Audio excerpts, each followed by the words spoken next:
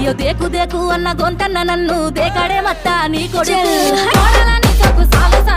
అందుకే దేకాలే నా కొడుకు సల్ల సల్లాగున్న ఆ సందులాసి వట్టడే మత్త నీ కొడుకు అయ్యో సీకటేలయ్యింది సందులో నా సలి అట్టెట పడతాడే నా కొడుకు అయ్యో ముట్టడెందే చెయ్యి వట్టడెందే అంత నీ కొడుకు అట్టెట్ట చేస్తాడెందే అంత దేకు దేకు అన్న గొంతన్న నన్ను దేకడే మత్త నీ కొడుకు అయ్యో కోడలని సొక్కు సాలు సలాయనే అందుకే దేకాలే నా కొడుకు